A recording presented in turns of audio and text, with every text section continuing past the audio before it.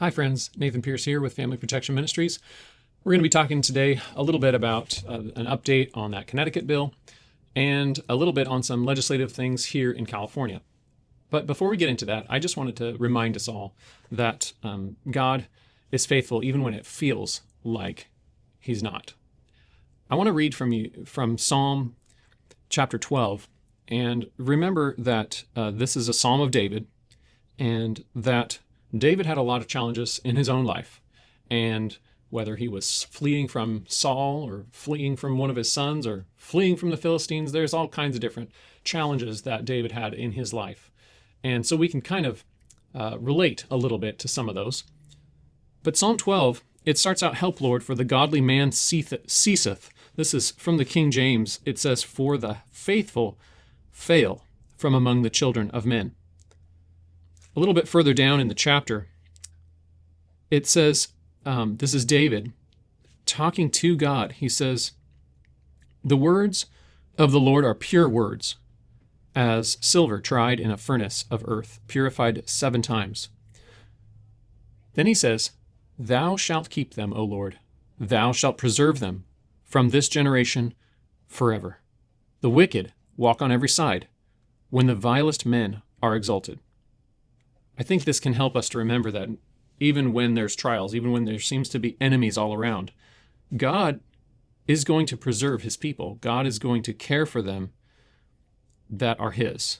And David knew that. David continued throughout his life to speak that truth to himself, to his own heart, because he knew that God was faithful, but he also knew that he needed to be reminded of it himself.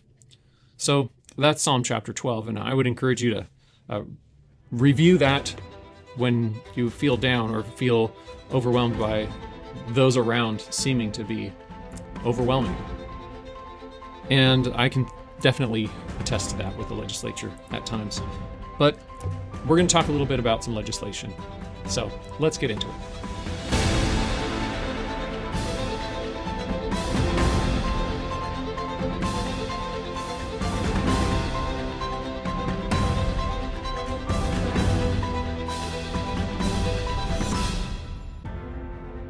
Welcome to the Front Line with FPM, where we talk about California politics, homeschool freedom, parental rights, and the family.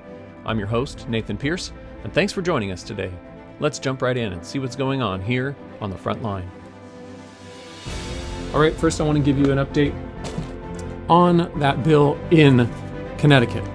The bill I mentioned last week in Connecticut to restrict homeschool freedoms and to require background checks for every parent that wants to homeschool in Connecticut. That bill was in the second house in Connecticut in the legislature there, but it has moved past that. It was passed by the first house of the legislature in Connecticut. Then, since last week, it has passed the second house in the legislature in Connecticut and has been sent to the governor of Connecticut. So you can be praying for the families there in Connecticut that are working against that bill, and also be praying for the governor that he would not sign that bill into law. And we know God can do anything with whoever He wills, but we can just be praying that God would be show Himself strong for those that are in Connecticut, and whatever God brings, help those that are there to trust that God knows what He's doing.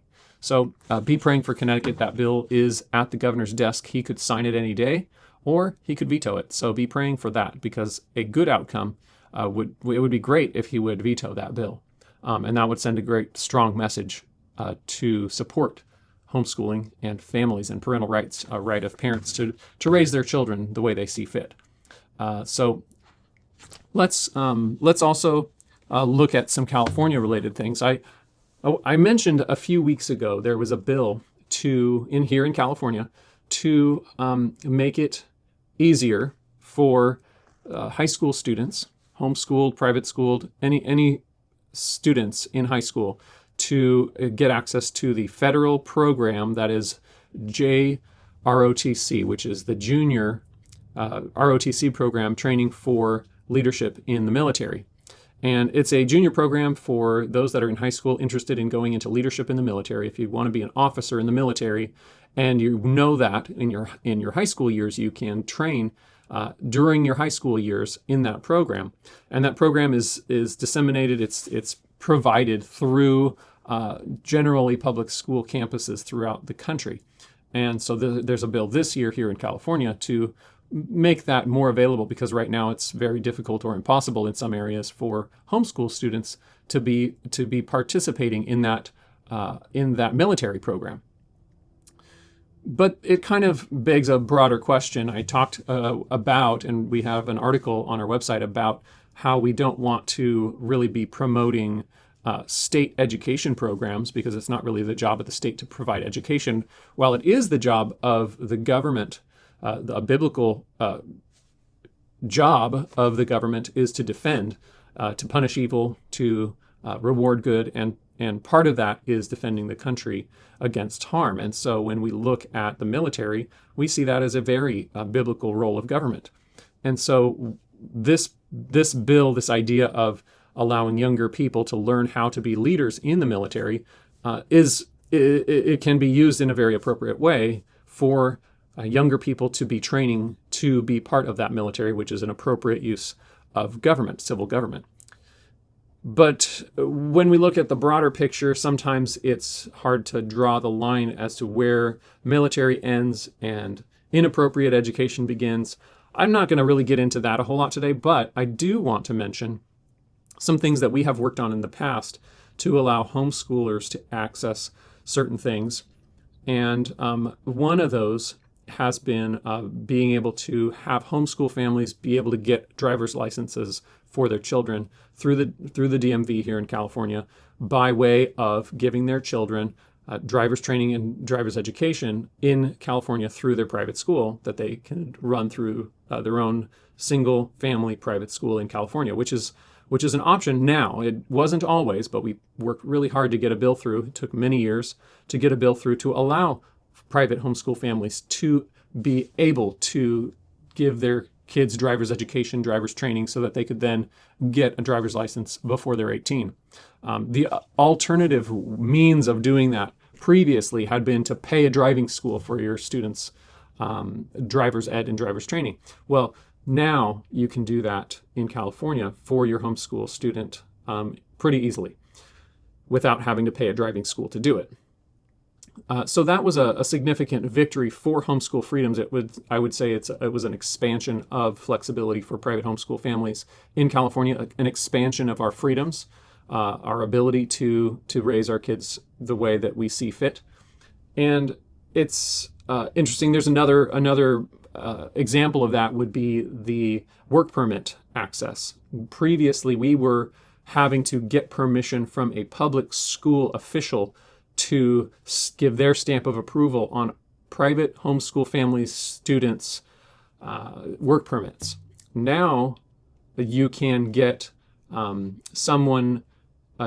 can get a work permit for your child without having to go to a public school official, which in many cases was very difficult or impossible because some schools just refused to participate in that. And so homeschool families do have other means of participating in getting their child a work permit if they want their child to work during their schooling years, junior high school years. They can do that. They can achieve that. And if you're interested in either the work permits or the driver's education, and you're not quite sure how to go about doing those things, I would encourage you to visit CHEA's website. They have a book that has some information about that, as well as articles on their website that can really be helpful in achieving those things. The reason that I'm giving you this sort of background is because there's more ground to be gained.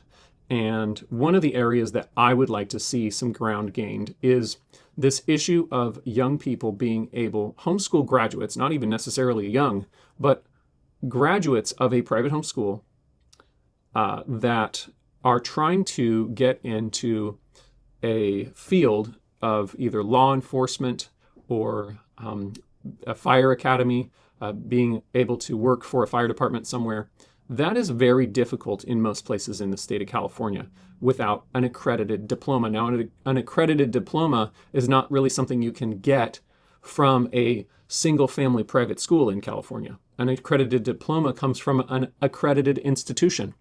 And that's something that there aren't a lot of homeschool programs that are accredited. There are some, but they're a little more rigid, which explains, how they're able to get accredited because they follow a more strict standard for how everybody does the same thing the same way.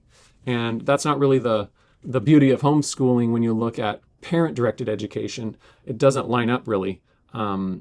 If a parent wants to have more flexibility, an accredited program doesn't really work the same way. So a lot of students grow up in private homeschooling, they graduate, they do very, very well academically, they get into college, they graduate college, and then they go and try to get into a police academy or a fire academy somewhere, and then they try to get a job, and they can even finish police academy, finish fire academy, and then go and be applying in the middle of the application process for getting employed.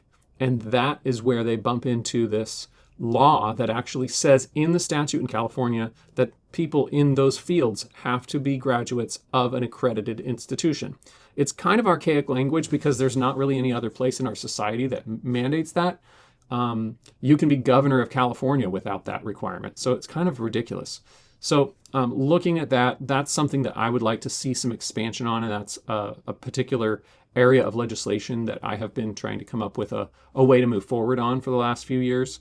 So be praying for that. I would appreciate your prayers for finding the right people to work with on that and be able to have the right moment, because a lot of these kinds of bills, they take the right moment to get them passed through the legislature, because just the right people have to be on the same page with us in order to get something like that through. So be praying for that project. But also, as we continue to monitor the legislation here in California, be praying for the legislators that they would vote right on things like more restrictive requirements for parents that don't want to put their younger children in institutionalized schooling. They don't want to send their kids to kindergarten. And there is a bill that would require those parents to send them to kindergarten if they're going to put them into public school afterwards. It doesn't affect families that want to privately homeschool, but it does restrict parental rights in their ability to make decisions for their own children. So I would encourage you to be praying for our legislators as they deal with these kinds of bills that are moving through the legislature. There are some vaccine-related bills. One that is good that could pass, but it's right now it's not getting any favor at all to even get a hearing, and it's very frustrating to see how unwilling people are to listen to ideas for loosening up some of the vaccine requirements, allowing parents to make more decisions for their children. And then there's one that puts more restrictions on schools and requires them to do more reporting requirements on who's vaccinated in their school and what the percentages are for that school's vaccination rates on all the different types of vaccines. So it's a little bit of an invasion of privacy in some respects for schools and for children. But be praying for those legislators that they would have wisdom, and be praying for us as we engage with those legislators and their staff that we would have wisdom in interacting with them and that we would be able to speak reason clearly to them. Also, please pray for our work here in terms of being ready for the next legislative issues, that we would be able to continue to survive financially, and be praying for how maybe you could get the word out for Family Protection Ministries. We do need to build our base. As I've mentioned before, our number of donors that are supporting us has decreased greatly over the last 10, 15 years. So we would appreciate if you're able to reach out to your friends. Perhaps your church could display our ministry prayer cards. That would be really great if they could put those out there. Some churches put them out there with their missionary prayer cards that people can stick up on their fridges and pray for us. But also some churches are supporting us. And if your church might be able to do that, we'd appreciate you considering talking to your pastors and seeing if your church might be able to participate in that way as well. So thank you again for listening, and be in prayer for us and for our leaders in this country. That's it for today. See you again next time. Thanks for joining us for this episode of The Front Line with FPM. For more information about the topics we discuss here, Check out Family Protection Ministries at fpmca.org and subscribe to our channel.